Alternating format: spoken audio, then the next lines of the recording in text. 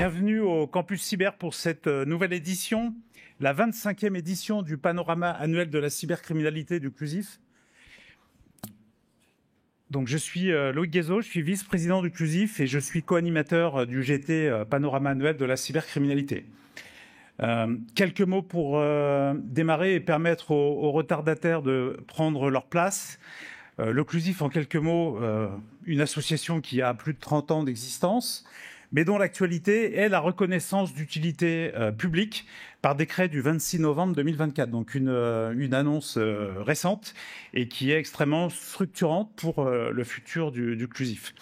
Alors nos activités, vous les connaissez, des groupes de travail, des espaces de travail, différentes publications, conférences régulières tout au long de l'année, un exercice de cybercrise et écran avec tout l'écosystème, et puis bien sûr des nouveaux projets pour 2025. Vous êtes ici pour le panorama annuel de la cybercriminalité.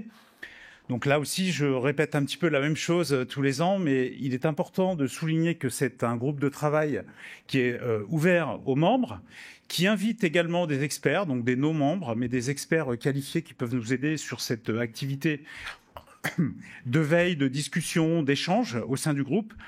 L'objectif, c'est bien entendu chaque année, sur la base d'une sélection d'événements, d'illustrer l'actualité cybercriminelle de l'année précédente afin de détecter émergence de phénomènes ou tendances durables et puis accidents notoires.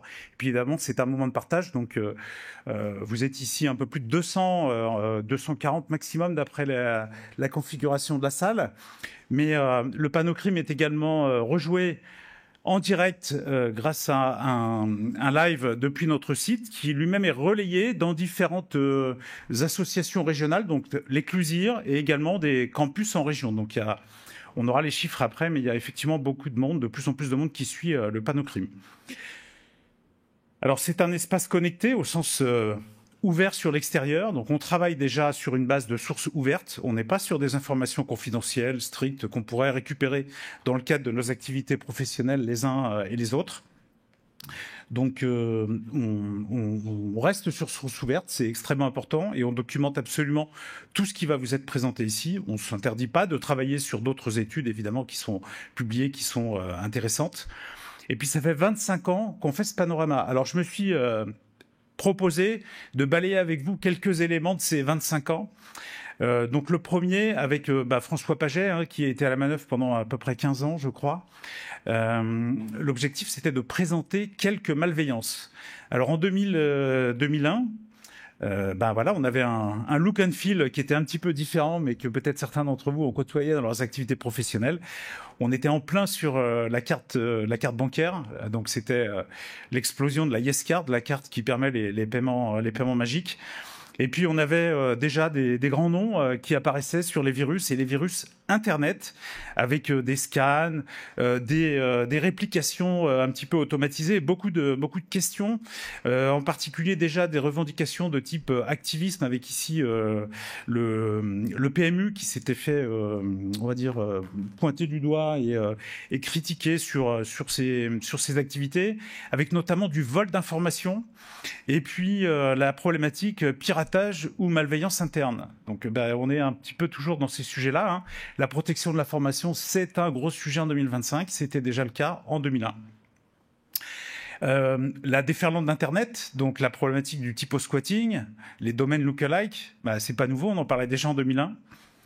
Et puis la problématique des attaquants qui ont des outils techniques qui se mettent à jour et qui peuvent évidemment voler de l'information, rester silencieux, et donc les infostealers étaient déjà bien présents.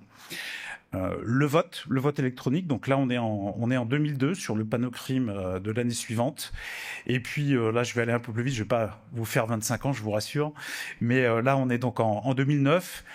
Évidemment, sophistication des attaques, ça je pense que tous les ans on peut le dire, mais on se pose déjà des problématiques de cyberguerre, d'attaques chinoises, et puis des infrastructures SCADA, systèmes industriels. Et puis le monde virtuel, c'était quelque chose comme Second Life, donc des petits bonshommes et des petites femmes qui se promenaient dans des magasins virtuels, qui dépensaient de l'argent virtuel, mais il y avait des arnaqueurs qui étaient déjà dans ce monde réel. Explosion en 2017 des botnets d'objets connectés, donc Mirai, que je pense beaucoup de vous ont encore en tête. Et puis à l'époque, on avait aussi l'explosion de Twitter, le pigeon connecté, qui tweetait en direct sur la météo au gré de ses envolées à Londres, je crois. Ouais, c'est ça, c'était en Angleterre.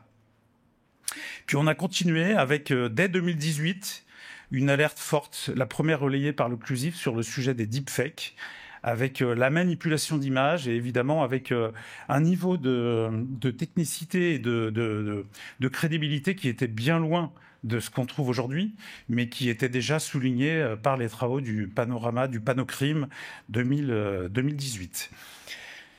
Donc voilà ce retour rapide sur les 25 ans du Panorama. Je tiens, comme tous les ans, à remercier les contributeurs du Panorama de cette année 2025. Donc ici, vous avez la liste des employeurs, des membres, personnes morales membres du Clusif qui permettent à leurs salariés de contribuer à cette activité pour l'intérêt général.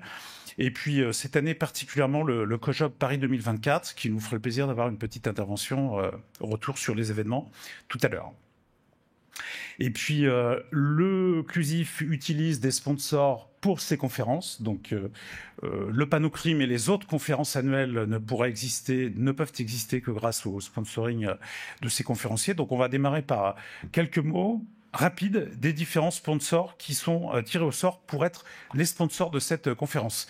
Alors, je suis pas sûr qu'il y ait un représentant de Terra Nova Sécurité qui soit là, donc non.